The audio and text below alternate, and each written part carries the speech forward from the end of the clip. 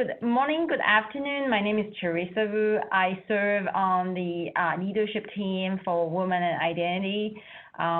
Today, I'm excited to host Erwin Smith as our webinar speaker. I apologize for having some technical difficulty getting in, but I'm here. We can launch this webinar. Just before we do that, we have just a couple housekeeping items and some highlights about women identity. And then we can start the webinar as soon as possible. So the webinar today, the video, your video stream will not be on. Please raise your hand. You want to ask questions. Please identify yourself when you ask the questions. And the webinar will be recorded and shared on our YouTube channel. After the webinar is done, we will ask you to fill a survey to provide your feedback. Please to do so. It helps us guide us to do our programming, our future programming.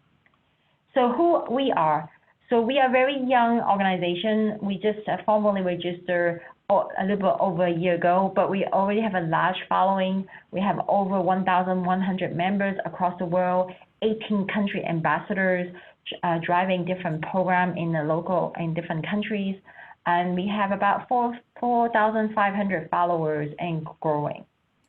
Our mission is to inspire, elevate, and support a more diverse workforce in the digital identity industry so that the digital identity solutions built for everyone are built by everyone. So we are very excited to have Erwin Smith on our webinar today. Please continue to follow us on the Women Identity with different hashtags. We'll post that later. And we want to thank our sponsors, Microsoft, MasterCard, LBC, Trust Stamp, Ping Identity, Mimoto, Lincoln, and Baruku for the support of our organization so that we run this as a no cost to our members for our members to help this digital identity to be more diverse and inclusive. So without further ado, Erwin, I will let you take the floor and start presenting our exciting webinar today. Thank you. Okay, thank you, Teresa. So also a couple of announcements from myself. So as Teresa already mentioned, if you want to raise a question, you could raise your hand, or you could type in the question in the little Q&A box. So that's the first part. And then the second part is that we are going to make this as interactive as Zoom allows. Therefore, we have 3 polls prepared for you. And every time I would like you to interact with the poll, I will explicitly call it out. So there is no need to watch that polling section like a hawk.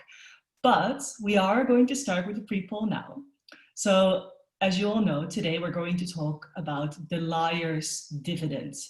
What do people have to gain that lie online? Why does it happen? How does it happen? And what can we actually do about it? And one of our focus areas is going to be how personal data is used for digital lies. And therefore, the very first question that I want to invite you to answer in the poll is, how confident are you right now, if you're really honest with yourself, that you can spot what is real or fake online? So just reflect on that for a moment and answer that at your leisure, and I will ask Caitlin later to report those results to me. So moving on to the actual presentation, I want to start with this quote. Lies require commitment, and this is especially true online. If you think about lies, even the very best of us tell lies. We tell white lies, we tell small lies, we tell big lies. But there is something distinct, something quite different about digital lies. So offline, when a flesh and blood human, remember those pre-pandemic, is trying to tell you a lie, there are a couple of clear giveaways. There could be uncomfortable body language. There could be excessive blinking. They could be hesitant to look you in the eye. And this makes sense because after all, 90% of our body language is communication, and that's all nonverbal. So offline, maybe your alert brain could pick up on something, maybe unconsciously, and even maybe you can't quite put your finger on it. You just know that something is off. But as soon as we go online, we're missing this innately human truth detector. And what the result is that anonymous and abstracted digital lies can travel far, and they can travel fast. Now, where that leaves us is that frustrated at this inability to separate fact from fiction, we actually risk changing how we trust. Either we can end up trusting everything or nothing at all. Either you might stick with what you know and trust already, or a narrative repeated frequently enough might become the new accepted truth to you. And very few among us will change their mind thereafter. So again, I want to go back to this quote. Lies require commitment. On one hand, it takes commitment to spread a lie. But on the other hand, it takes commitment to filter through a patchwork of information and to find the truth. And if we're going to tackle a problem that is so fundamental and so important, we are going to need a structure to our thinking. And today we're going to focus on two specific questions. So on one hand, we're going to ask, how strong is the lie or creation? Who created the lie? Why? How? And our second question is going to focus on who can the lie reach? In other words, targeting. We're going to talk about the data culture that makes digital targeting of information possible. So starting with the first question, how strong is a lie? Now, as soon as someone mentions digital lies, your thought might go immediately to fake news. But in fact, this is an oversimplification, a true misnomer that is doing a lot more harm than good, unfortunately. A much more useful distinction is the one that I'm going to propose now. And it originates from a report prepared by the Council of Europe. And it identified these three categories: misinformation, malinformation, and disinformation. Now, misinformation is false, but it's not necessarily harmful. For example, think of a teenager going to a website which sells alcohol, and for sake of convenience, he adds a few years to his age. It is misleading, it is false, and you shouldn't do it, but it's not necessarily harmful to society as a whole. Now, the direct opposite of misinformation is malinformation. Such content has a clear intent to harm, but it's not necessarily false. So imagine a political actor sitting on a scandal involving his opponent and just waiting to release it at the opportune moment. But the third category, and the one that's of interest to us today, is disinformation. This is information that is false and has a clear intent to harm.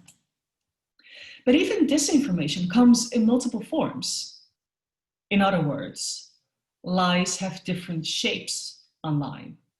It could be written, like advertisements or news articles, and it could be visual.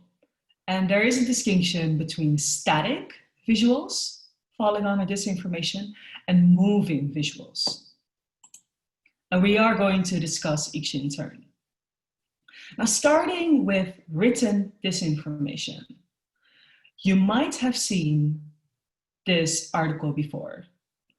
Pope Francis shocks world, endorses Donald Trump for president, releases statement. Now, there is an interesting study that has been done on a number of articles, including this one, done by BuzzFeed News.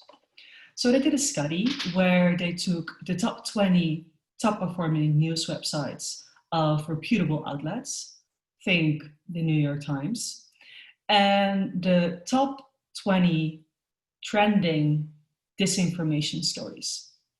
And what they found was actually quite surprising.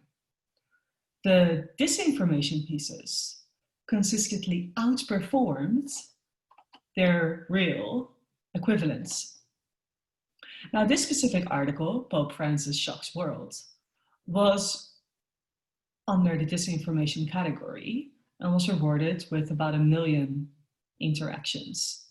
It was published on a website called Ending the Fed. There were also other examples included in this study. One of them was WikiLeaks confirms Hillary sold weapons to ISIS, then drops another bombshell, capitalized. Breaking news. That is about 750,000 interactions from the Political Insider. Or FBI agent suspected in Hillary email leaks found dead in apparent murder-suicide, which is about 500,000 interactions from the Denver Guardian. Now, this happens on both sides of the Atlantic. There is also a well-known Brexit example. Major leak from Brussels reveals that NHS will be killed off if Britain remains in the EU. And this specific article was only 377 words, and it was rewarded with 500,000 interactions on the Daily Express. All of these articles were fact-checked, and all of these articles were found false. Now, where disinformation gains traction is when it's picked up by reputable news outlets. Or in other words, when the narrative is sufficiently seeded to pass the threshold to reach a certain tipping point, and then tips over into the benefit of the doubt. And the motivation to create such content varies. This particular one, Pope Francis Shocks World, of all places, was created in Macedonia, a place in Europe, by a bunch of teenagers who were looking to make money. They figured out that they could create viral content and serve ads against it. Create controversial content, serve ads, and profit. But where we need to pause, where it becomes quite dangerous and definitely exceeds a bunch of teenagers looking to make money, is when it becomes possible to automate the creation of disinformation, to automate the creation of lies. Now, some of you might have heard of an initiative called OpenAI. And the OpenAI initiative does a lot of interesting things, but they're perhaps best known for their model called GPT-2. And this model takes a series of words and then predicts the next words in that series. And this model is also openly available. It is open source. Now, what is noteworthy and meaningful is that every person comes with their own experience. It comes with their own vocabulary. And this vocabulary is often tied to the environment that we grew up in, and sometimes also the specific ideologies that we hold. It represents our view of the world and how we choose to express it. Now, if we go back to the string of words of the GPT model, then this would suggest that it would be possible to customize content around topics, but also around ideologies, meaning that you could automate the creation of narratives around everything from veganism to radical Islam. And this fear of automation is precisely why the creators of OpenAI decided to release their model in stages. After all, the reason why they were founded is to focus on human-friendly AI. And they were quite careful with this. So in the beginning, they released just over 100 million parameters. Then they followed it up by just above 300 million parameters. Eventually, they released 750. And the latest I checked, they released 1.2 billion parameters. Now, with this in mind, I want to invite you to do another poll. And I want you to consider these 3 pictures.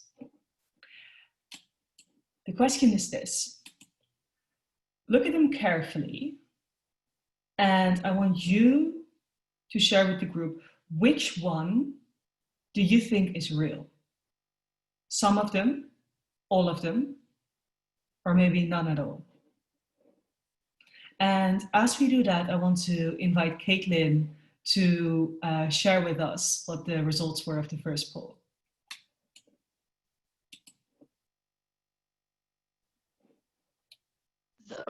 The first poll, we had 60% of people say that they were not confident that they could spot what was real online, and 40% say that they were confident they could spot what was real online.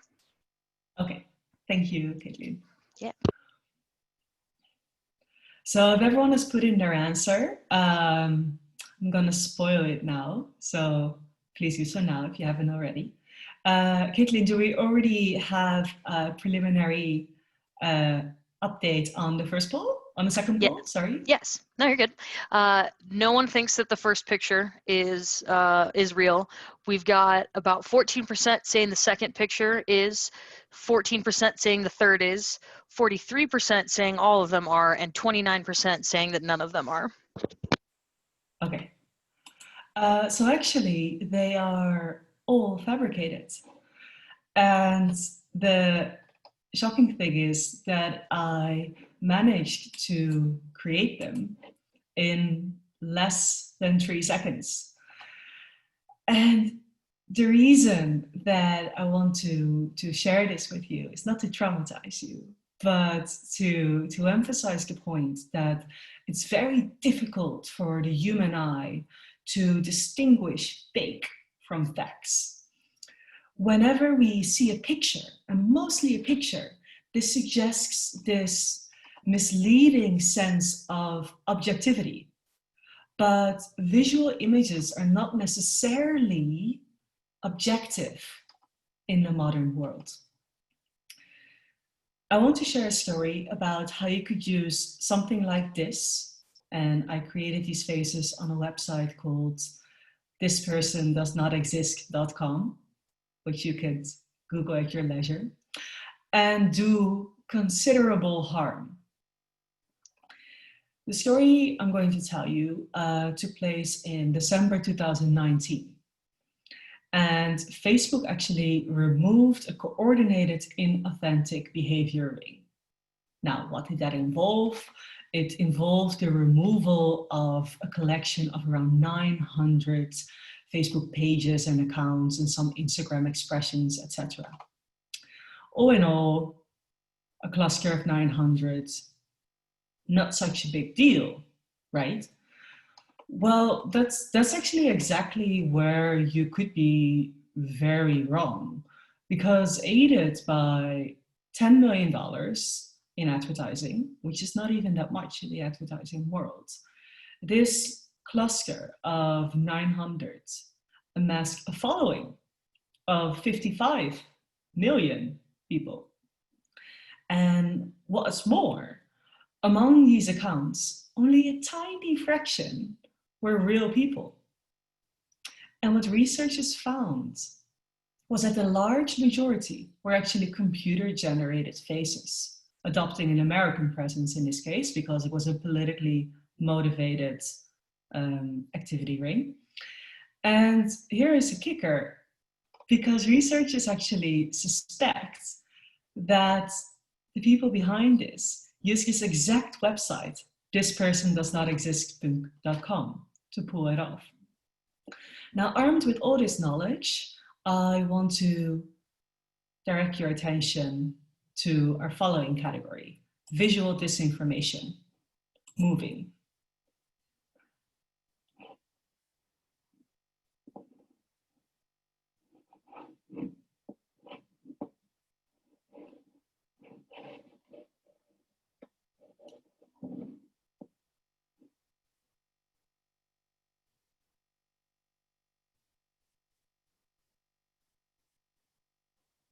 Ooh. Sorry. There was like a little technical mishap, but here you would see Obama talk, and then as the video progresses,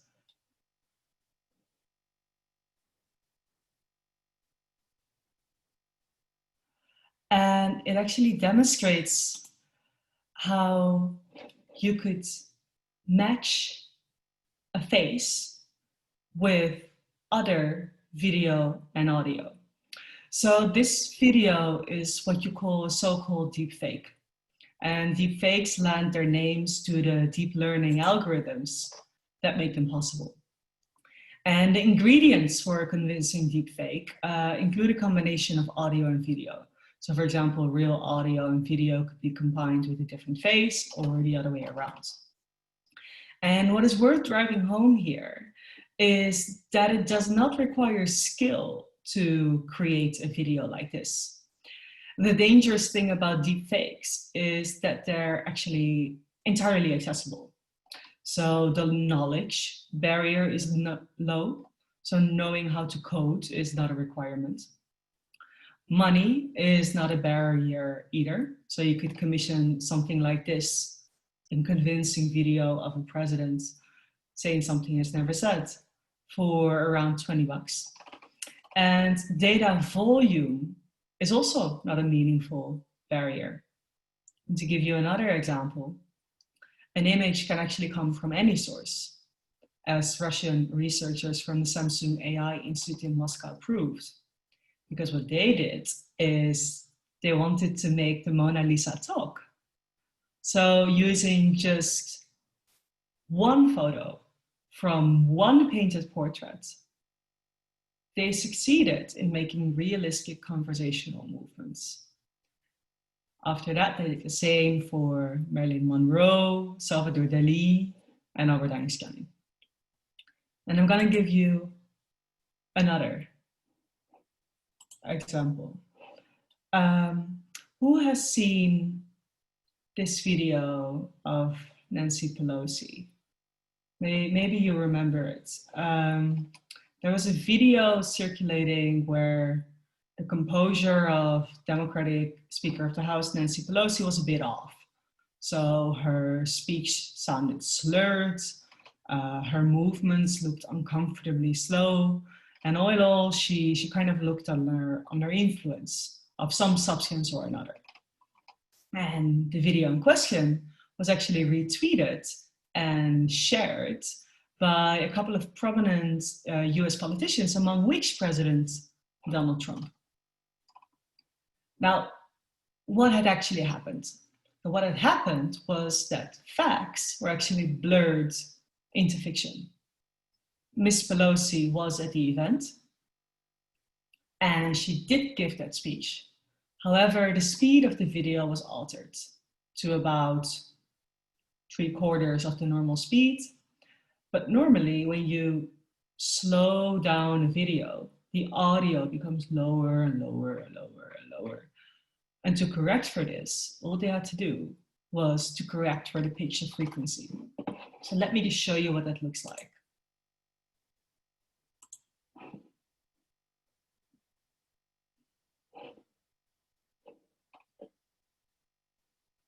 So that's real.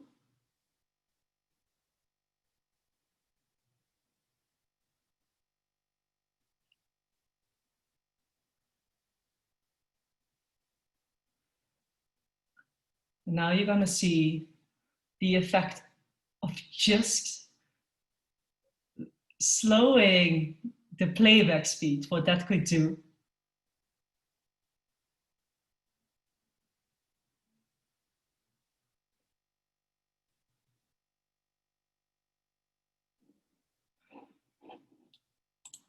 So this is exceptionally rudimentary. This is not a deep fake. The previous Obama version was. But the third thing that I'm going to show you is what an actual deep fake looks like. And then I will let you draw your own conclusions. So what we're going to see now is a clip of the Joker, but rather than the Joker being played by Jacqueline Phoenix, it will be played by Jim Carrey. And just keep in mind, Jim Carrey was never here. This is all computer generated. So let's have a look.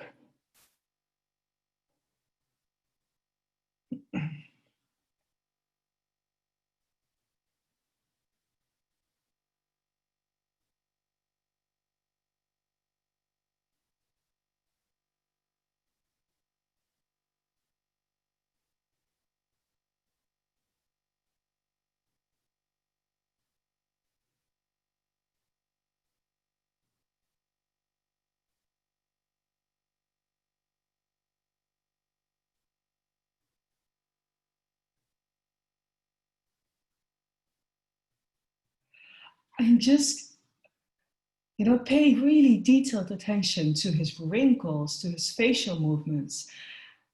At some point, he's going to smoke a cigarette. And it's generally difficult here to identify if that's his real mouth.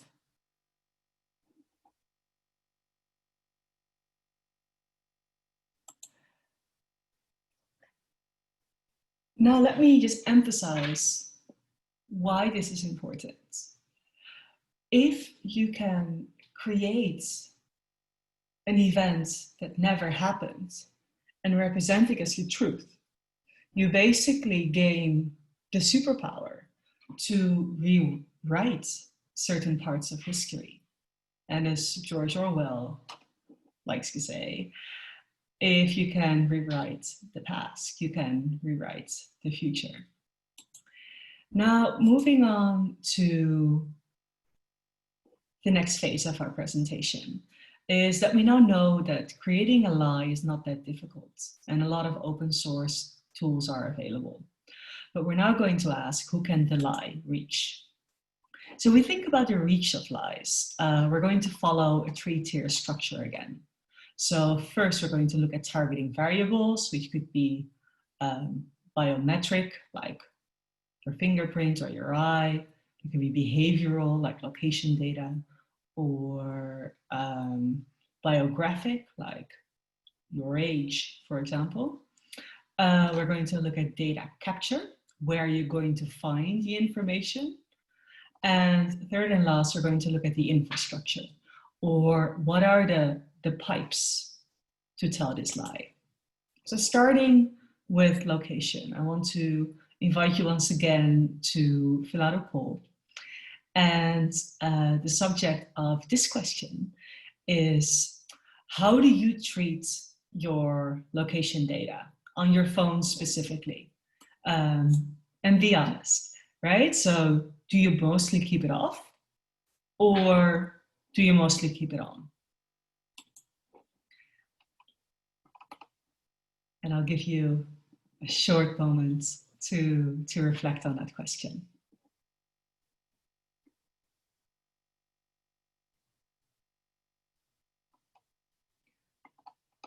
And to be fair, there are apps that automatically turn your location data on basically as soon as you touch your phone. And then obviously a probing question would be, do you actively turn it off again? So Caitlin, do we already have some initial responses coming in? We do. It is looking like 88% turn their location data off mostly, and about 13% have it on. I know that doesn't math Okay. correctly. 89 and 11% is what we're at. Okay, good. Thank you very much. Now, if you do fall in the camp of turning it on, you might wonder what the big deal is, right? It might just be a button on your phone. But I want to challenge you if that's actually the case. And I want to tell you a story about a project that the New York Times did, and it's called the Privacy Project. And in one of these data sets, they found that one person's location was being tracked over 14,000, that's 5 numbers, times a day, or around 15 times per waking minute. Now, what the journalists argued is that even though companies often claim that location data is anonymized, because of that sheer quantity, 14,000 again, it's not only possible to narrow it down, but to actually exclusively identify somebody. So another view on location data would be is that it's actually a quite direct window into very personal questions. So consider, where do you live? Where do your friends live? Do you ever spend the night? Or what neighborhoods do you frequent? What kind of shops do you go to? How long do you stay at work? Do you go to religious buildings?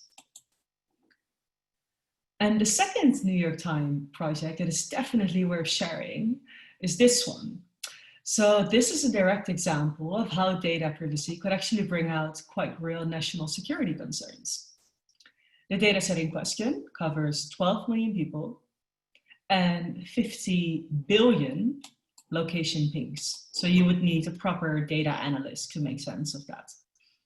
Yet with relative ease, journalists at the New York Times managed to identify someone in the entourage of President Donald Trump. They managed to track this person, and they also managed to make an itinerary of a specific day in the life of the president. And what's more, it just happened to be the day that the Prime Minister of Japan, Shinzo Abe, was visiting, therefore directly exposing the security of a foreign leader who was in the US as a guest. And the itinerary went something like this. So 7:10 a.m., Mar-a-Lago, Palm Beach, breakfast. 9:24 a.m., playing golf with Prime Minister Shinzo Abe of Japan at the Trump National Golf Club. 1:12 p.m., private lunch at Trump International Golf Club, West Palm Beach.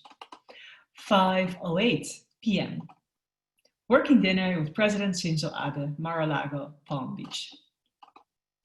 Now, of course, location is just one of many targeting variables. There is behavioral data, as I just mentioned, biographic data, biometric data, and a lot falls under it. But the whole reason why it's even possible to collect this type of data is that it's the very foundation of algorithmic advertising. Which brings us to data capture. Now, where I'm from, Europe, we have regulation called GDPR. And GDPR is short for General Data Protection Regulation.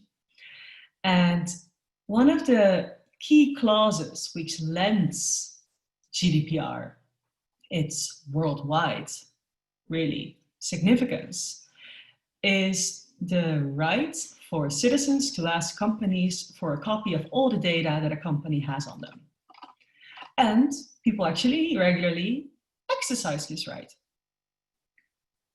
So at some point, one woman decided to ask the dating app Tinder. She received about 800 pages, tracking over 1,700 Tinder messages, which recorded who she had matched, which messages she had sent, how long she looked at a certain picture, if she had a preference for a specific age category or look. But there's something else that I prepared for you today that I want to share with you. And that is a brief list of the information that mobile phones gather. So we all know phones have sensors to function, but the nature of these sensors is still quite interesting. So such devices are equipped with an accelerometer for motion sensing. They are equipped with a gyroscope for orientation. They are equipped with a magnometer for magnetic fields. They are equipped with GPS for location, barometer for air pressure, proximity sensor for infrared, ambient light sensor for light, microphone for audio, and touch functionalities for pressure. That's your phone. And now consider all the hardware that you use that is or are connected. All the apps and services that you use that are connected. It quickly becomes glaringly obvious that the body of information gathered about us is way too big for any human brain to process or comprehend. And the thing is that as humans forget these details, databases actually remember. And what that information is used for, we might not always like it. So what we're going to look at now is infrastructure and social media. And you're looking at a small excerpt from the data analytics firm, Cambridge Analytica. And this is based on leaked documents on one of their campaigns. One of the models that Cambridge Analytica used was the ocean model. So maybe you've heard about this if you did management or psychology. So the ocean model stands for O, openness, C, conscientiousness, E for extraversion, A for agreeableness, and N for neuroticism. And what they did is they used this model to match psychological makeup with ads. So here you see a political campaign in action. So we start with agreeableness. People who score high in agreeableness tend to care about what's best for everyone, which then goes with the tagline, a safer world for everyone's children. So it makes a case that, and this is from the document directly, to the viewer, that supporting candidates who prioritize national security is a responsible thing if we are to leave a safer and stronger America for our citizens. Now, openness. So people who are high in openness tend to gravitate to new ideas, they have an interest in the wider world, and they also have quite a broad definition of leadership. And this specific ad links national security and investment in the military with instability abroad. And it tells the viewer that by voting for a national security candidate, they can help bring a positive change in the world. Tagline, refugee, support Tom Tillis. And what the ad was showing was refugees from Iraq and Syria as people in need of protection. And then finally, it's worth to mention extraversion. So people who score high in extraversion tend to admire energetic, decisive actions. And they also really like the concept of leadership. And the tagline directly addresses that. Leadership. Can't be more on the nose, really. Support Tom Tillis for US Senate.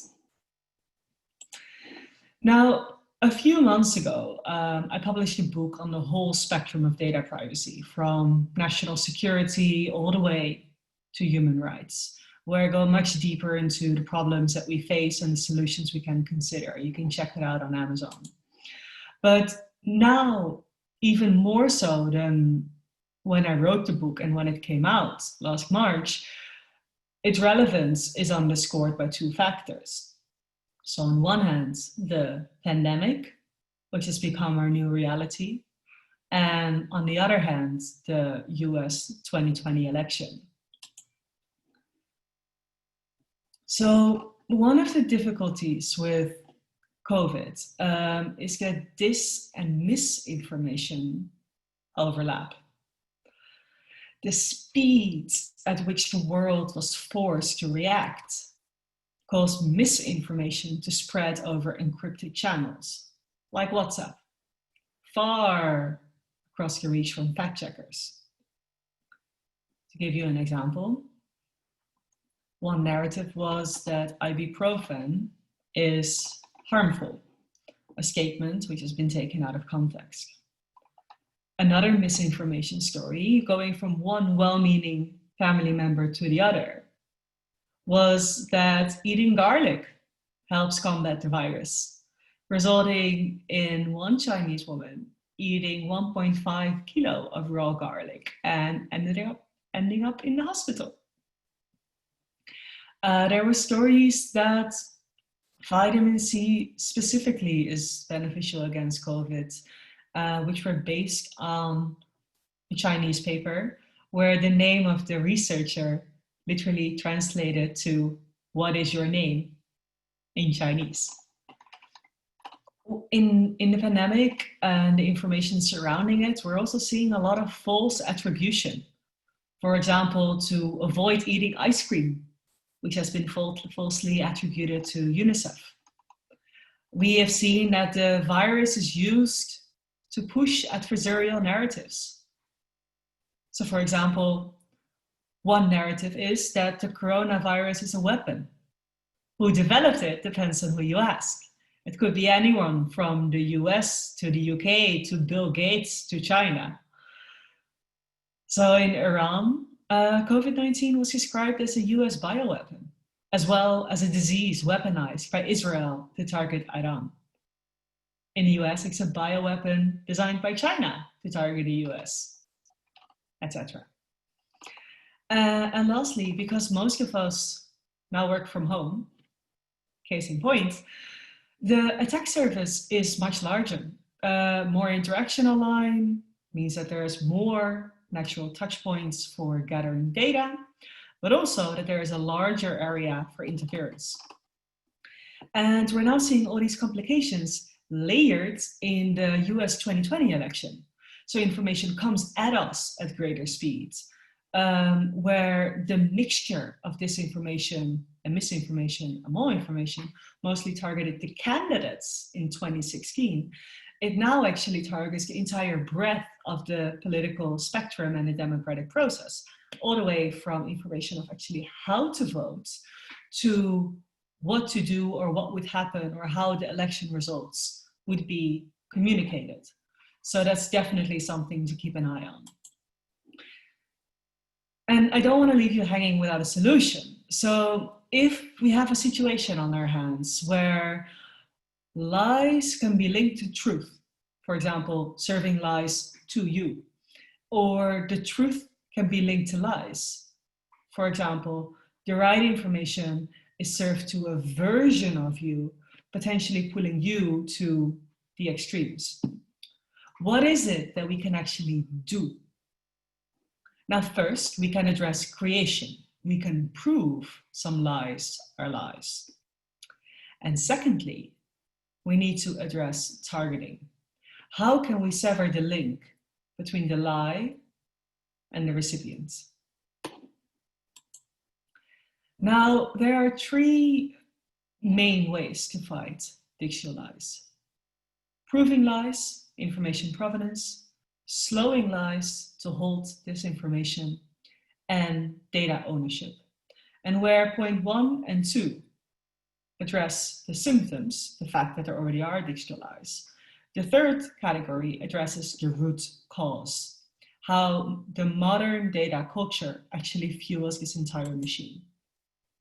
So if we focus on provenance first, we'll start with the written form of disinformation. So there's also already something quite low bar that we could do.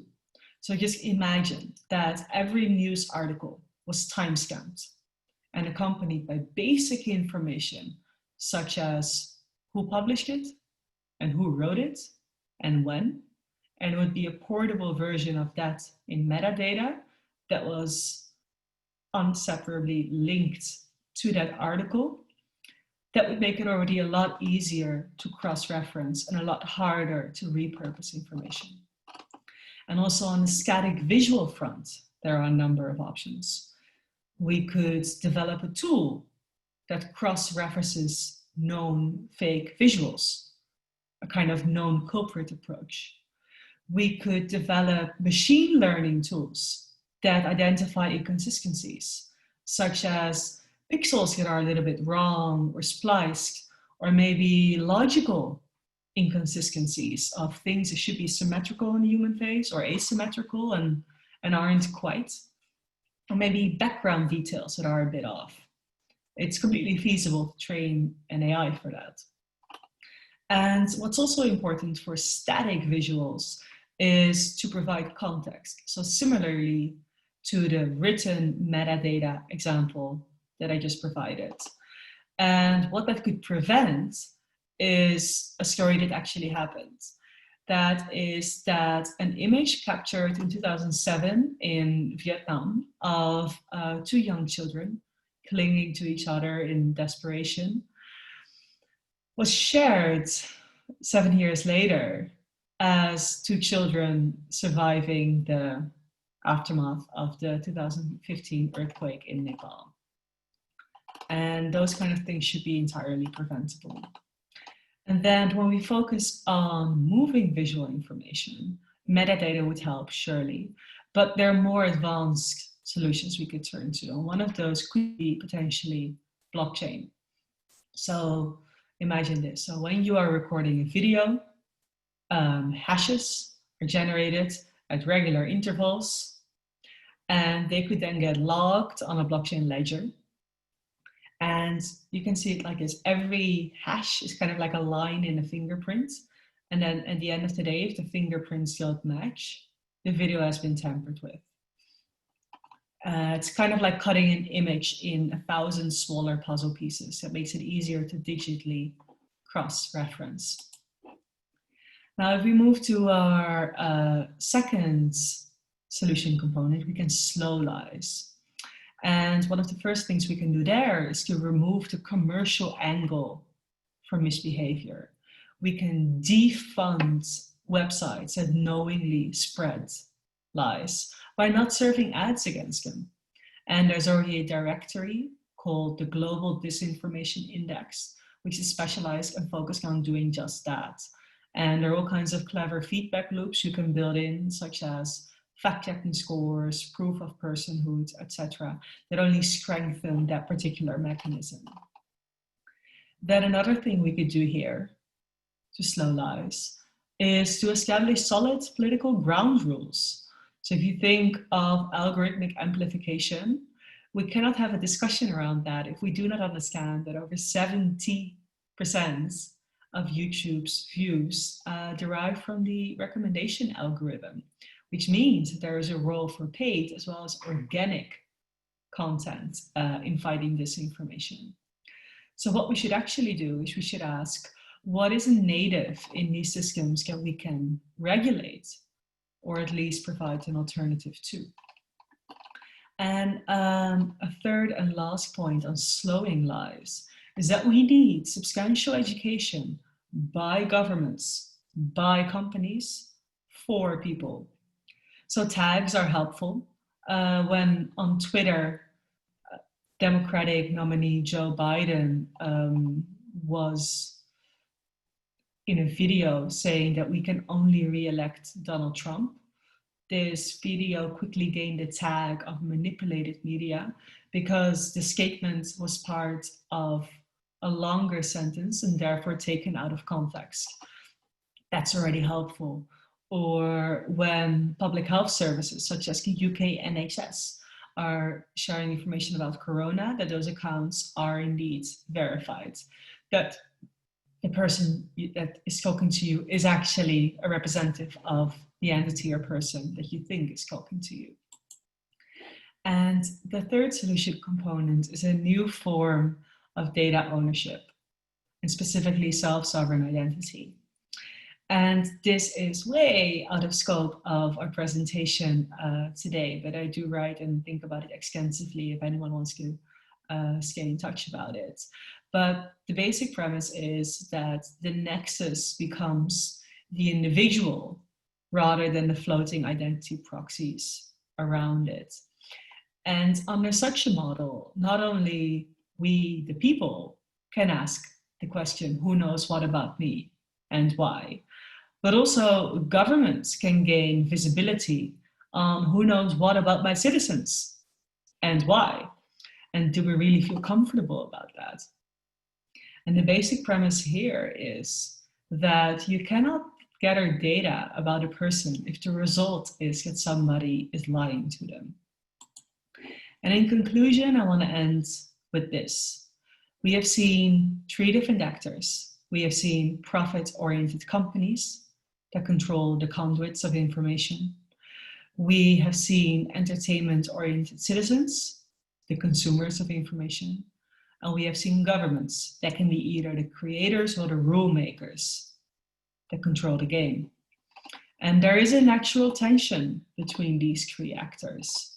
Companies do not welcome disinformation because it erodes their reputation, but interactions drive profits.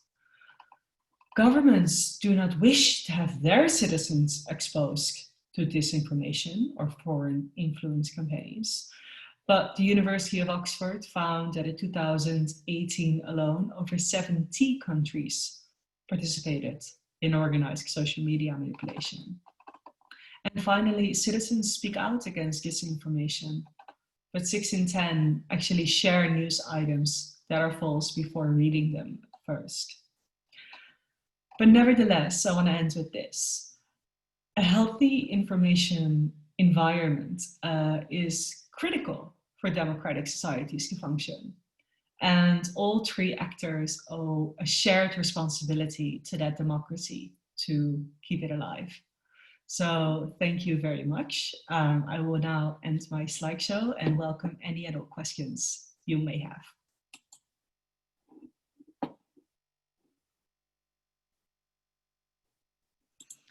Again, if you would like to ask any questions, you can raise your hand and we can allow you to speak.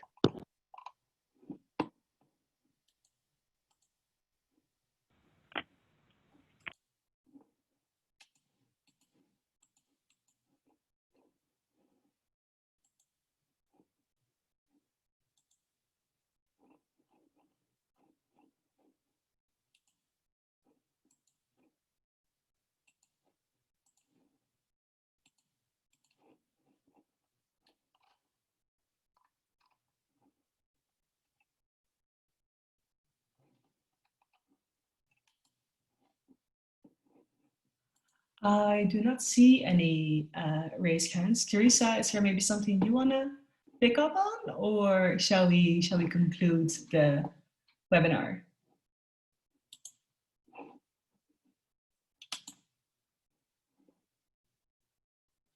Hello, can you hear me? Oh, yes, yes. Yes, sorry, I was on mute and I was trying to check all the check boxes and making sure that I see everybody's asking question. I think I do, because actually last week, one of our guest speaker, which is also on the, it's here watching your webinar. She talked about facial recognitions and research on morphing. And the fact that you talk about how a lot of the digitalized is basically manipulating people's images and likeness, right? What you think a person can do in this very hyper social media world to protect our likeness? Is that some other things that we should be more aware of so that, you know, our images are not being manipulated? That's a very good and very difficult question. So there are a couple of components to that answer. I think the very first one is that even though that there is a right to be forgotten, the rule of thumb is that once it becomes digital, it stays digital. Somewhere in the pits and depths of the internet, as soon as there is a digital version of it, and if you're really motivated and look hard enough, it's likely that you'll be able to find it. So I think that's the first answer, that the extent to which we normalize the digitalization of our lives is definitely part of it. Then I think the second component of that answer is that if you take people that are either celebrities or that tend to do a lot of webinars and presentations for a living. So if you Google them, you're maybe more likely to see their face here and there. Those types of people where you have a lot of open source information to go on and combined are, and we have seen unfortunately quite often, targets for companies to cross-reference faces. So there's been a huge data set by Microsoft, of all people, where they just scrape the internet of specific, I think, technology advocates, and use that to train their AIs on, and they use their likeness. And the only two things really that we could do to prevent something like that is either to provide education around the culture that we digitize our lives. And the second thing is politics.